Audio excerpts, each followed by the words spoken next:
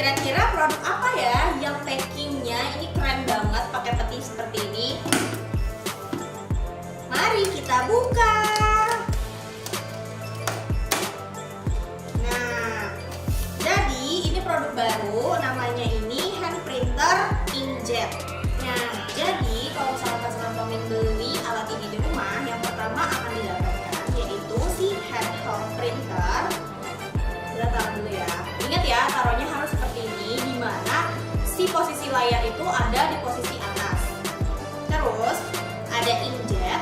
Di sini kita punya inkjet yang tipenya JS10. JS10 ini bisa digunakan untuk memprint bahan-bahan seperti paper coat, terus dia juga bisa di plastik PP, bisa di botol ditutup botol air mineral. Terus dia juga bisa di metal stainless steel. Jadi lumayan bisa banyak digunakan di bahan-bahan seperti kardus, box untuk misalkan kotak obat atau misalkan dia box mesin, dia juga bisa digunakan. Terus kita di sini juga dapat baterai. Baterai ini bisa nanti langsung disambungkan ke mesin supaya nggak perlu lagi ribet-ribet ada kabel yang menghubungkan listrik ke mesin. Nah, kalau ini dia si kabel untuk baterai, charger baterainya. Terus di sini kita juga dapat ada pen. Jadi kita nggak perlu ribet-ribet lagi karena si mesin ini layarnya itu touchscreen. Kalau misalkan kita pakai jari, biasanya kan suka meleset ya, makanya kita dikasih pen. Dan kita dikasih flash disk. Flash disk ini gunanya untuk menyimpan data sehingga saat lokal storage di mesin ini udah penuh, kita bisa menggunakan si flash disk ini. Dan ada lagi.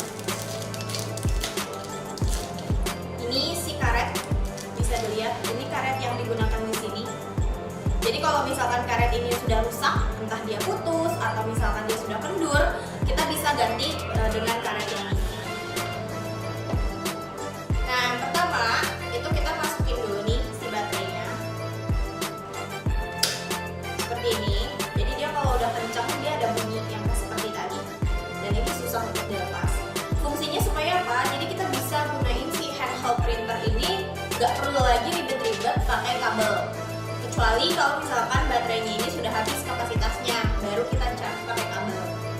Jadi lebih simple lah ya, bisa lebih portable. Terus kita masukin si inkjetnya ke dalam sini. Oke. Harus berhati-hati bahwa inkjet ini sangat sensitif. Jadi saat penggunaan atau misalkan kalian mau masang atau kalian mau copot itu benar-benar harus hati-hati supaya si komponen-komponen dalam inkjet ini nggak rusak. Karena kalau misalkan dia udah rusak, kalian harus ganti. Nah, kalaupun kalian udah copot inkjetnya, kalian harus langsung tutup seperti ini lagi supaya dia nggak kena baret atau misalkan dia kena kotoran. Jadi pemakaiannya juga bisa lebih awet. Ini kita buka seperti ini.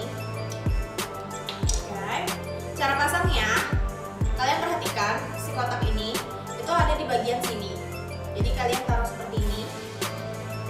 Nah, dia kan miring nih. Kalian posisiin seperti ini. Lalu tekan ke dalam. 1 sampai 2 kali. 2. Nah, kalau misalkan dia posisinya sudah sejajar seperti ini dan di sini pun sudah seperti ini, itu berarti kalian sudah berhasil memasang inkjet dengan baik.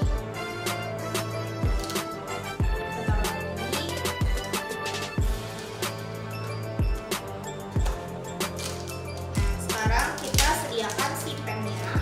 Jadi kita pakainya itu nggak perlu ribet-ribet lagi. Ini kita copot aja. Nah, untuk cara pemakaian ada tombol merah. Ini tombol on off. Ini layar operasional. Jadi kalau misalkan kita tekan tombol on, dia akan menyala. Oke. Nah, terus di sini itu ada slot untuk kita masukin si USB-nya. Atau misalkan kalau mesin ini mengalami hang, yang mana dia nggak bisa kita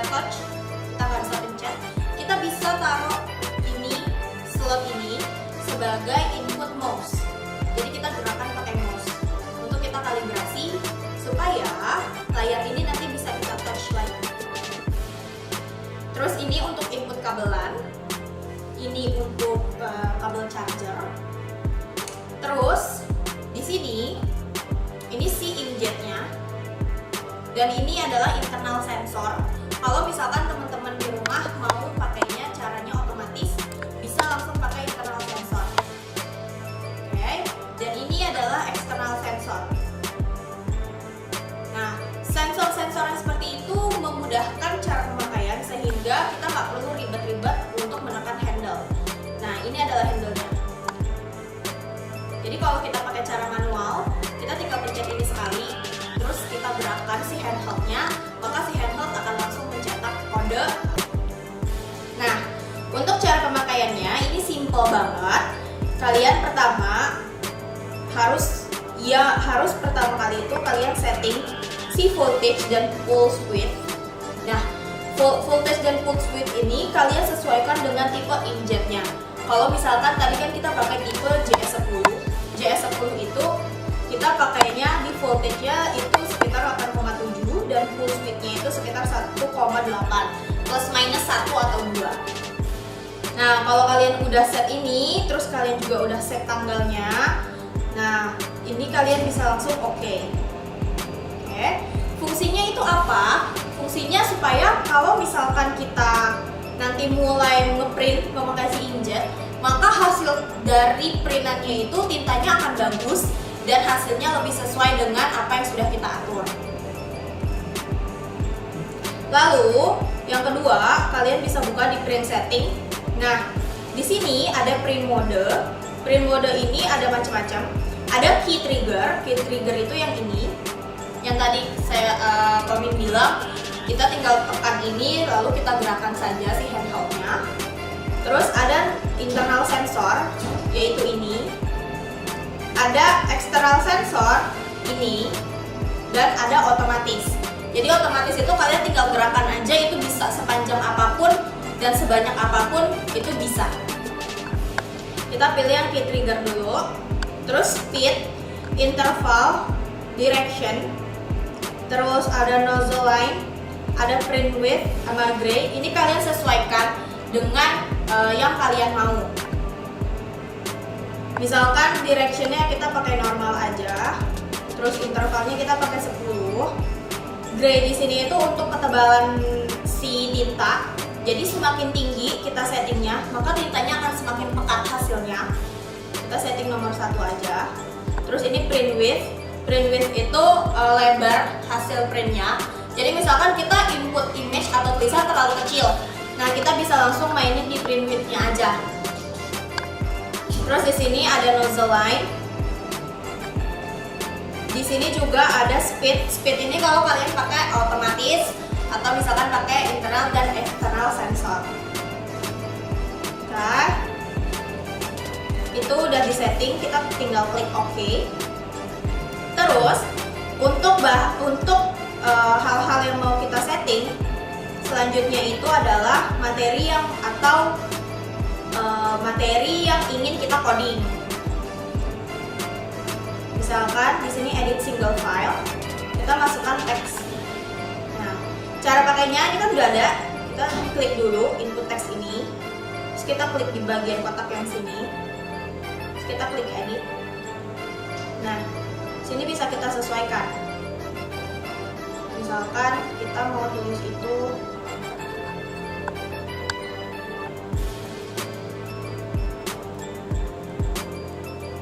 power pack Indonesia. Lalu kalau misalkan sudah kita tulis, tinggal klik yang tekan yang finish, nah dia akan berubah. Oke, jadi kalau misalkan untuk teks dia bisa banget kita custom. Terus ini yang time. Nah, time ini dia munculnya kan di sebelah sini. Ini bisa kita geser, tinggal ditekan, kita geser. Bahkan kita maunya di sini. Nah, time ini akan ngikutin settingan yang tadi sudah kita atur, yaitu kita aturnya kan sesuai dengan real time saat ini. Nah, time ini bisa kita atur juga. Kita misalkan maunya di tanggalnya bentuknya seperti apa, bisa kita ubah. ini. Kita sesuaikan aja. Oke. Terus di sini juga ada counter. Counter ini untuk menghitung. Biasanya kan kalau misalkan untuk pabrik-pabrik dia banyak banget tuh yang di coding. Jadi counter ini dia bisa menghitung. Misalkan dia sudah 1, 2 kali, 3 kali sampai berapa ratus kali itu produknya jadi ketahuan. Itu scanan, itu barcode-an yang di print di produk nomor berapa. Terus di sini ada image. Image itu bisa kita load. Nah, kemarin itu Pomin nge-load image menggunakan USB ini.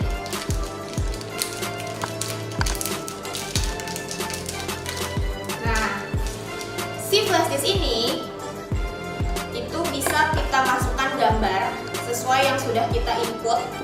Tapi harus diingat bahwa gambar yang diinput itu hanya bisa dalam bentuk bitmap atau vektor, karena dia selain bentuk bitmap dia tidak akan terbaca. Oke? Dan yang kedua poinnya adalah warnanya harus hitam, harus monokrom. Kalau misalkan dia warnanya nggak hitam, dia nggak akan bisa juga kebaca. Jadi pengaturan yang pertama adalah warnanya harus hitam, yang kedua adalah bentuk filenya harus bitmap. Dan filenya memang harus kalian buat dulu untuk bentuknya jadi bitmap, bukan file yang mungkin tadinya PNG terus kalian ganti ke bitmap terus muncul di sini ke detect, itu nggak seperti itu. Jadi kemarin Pomin udah masukin, udah Pomin import ke sini. Misalkan kita mau masukin ini gambar-gambarnya. Nah, ini Pomin masukin gambar PowerPack, tapi di sini dia gambarnya kecil banget. Karena kemarin pas setting itu kita settingnya terlalu kecil, soalnya bitmap. Dan cara ngegedeinnya itu gampang banget, tinggal dinaikin aja si width-nya ini sama si height-nya. Disesuaikan dengan seberapa besar gambar yang kita mau. Atau kalau misalkan tadi mau pakai cara yang digedein dari print settingnya, pakai yang pengaturan width, itu juga bisa. Oke. Kalau misalkan kita mau hapus, ini caranya tinggal diklik, terus delete. Oke. Terus ini kalau misalkan kita mau masukin barcode ini juga angkanya bisa dirubah. QR code. Oke. QR code ini juga kata-katanya ini bisa kita rubah. Ini DM code. Nah, ini kan udah masuk ya, udah semuanya. Kita mau cetak seperti ini dulu. Terus kita masukin barcode di sini, tapi tulisannya ini kita ganti.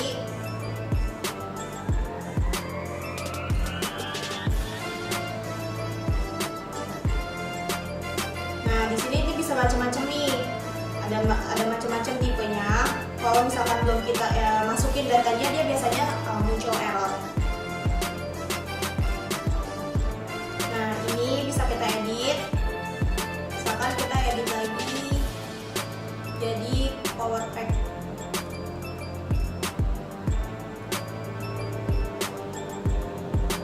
Finish. Nah, dia berubah. Ini juga bisa kita geser, disesuaikan. Oke. Kalau misalkan udah selesai, kita pilih file, terus klik yang save.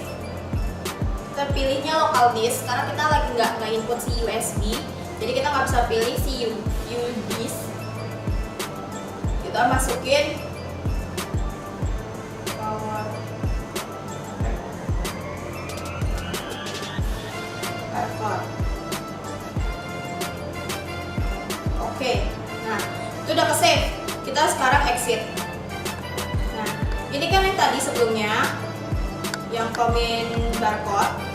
Nah, kalau misalkan kita mau ganti ke yang tadi, kita tinggal klik yang ini. Kita tinggal pilih mau yang mana. Tadi itu kita masukin namanya PowerPack barcode. Kita oke. Nah, dia akan muncul seperti ini. Ini yang nanti hasilnya akan keluar saat kita print. Oke. Secara spesifikasi, mesin ini itu bisa memprint kode dengan tinggi sekitar 1,2 cm dan lebar panjangnya dia tidak terbatas. Jadi terserah kalian mau setting itu sepanjang apa. Misalkan kalian mau panjangnya supaya satu dus besar penuh, itu juga bisa. Tapi ketinggiannya hanya sekitar 1,2 sampai 1,4 cm. Oke. Kita coba aja ya. Di sini juga ada counter. Di sini ada counter. Ini fungsinya sebagai digital counter seperti biasa. Kalau misalkan kita mau ngeprint, kita tinggal klik yang si print. Ini kita tekan. Oke. Nah, don't remove cartridge while printing. Ini maksudnya adalah jangan kalian buka si cartridge ini saat lagi mode printing, karena itu akan merusak cartridge. Dan kalau sudah mode seperti ini, kita sudah bisa untuk memulai mencetak kode. Oke, di sini Pomin udah siapin ada paper code. Nah, ini Pomin udah siapin paper code. Jadi supaya lebih kelihatan bahwa dia memang bisa di paper code. Oke, kita tinggal klik si key triggernya aja seperti ini. Nah, dia hasilnya seperti ini.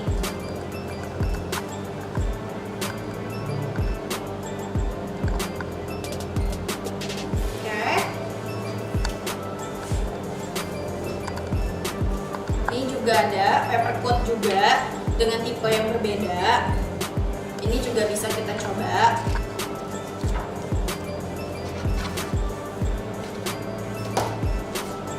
Nah,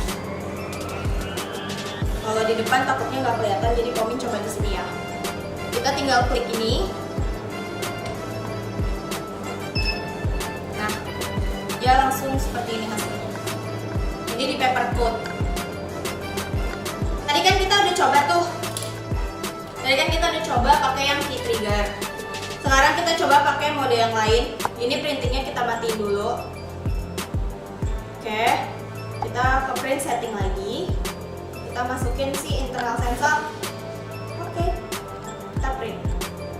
Nah, kalau pakai internal sensor ini kita nggak perlu lagi repot-repot tekan si key triggernya. Kita tinggal gini aja.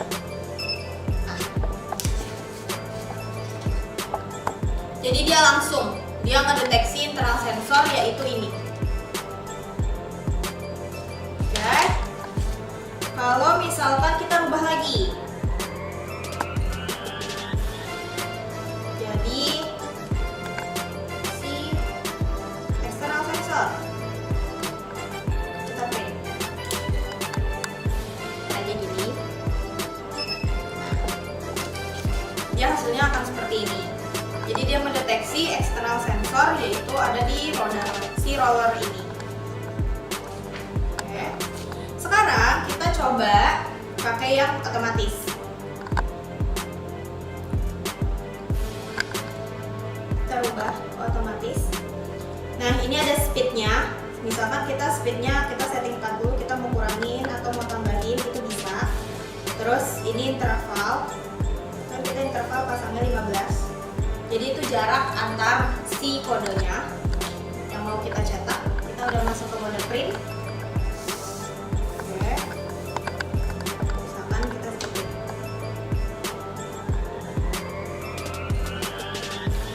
Ya hasilnya bisa panjang. Dia bisa terus-terusan cetak. Disesuaikan.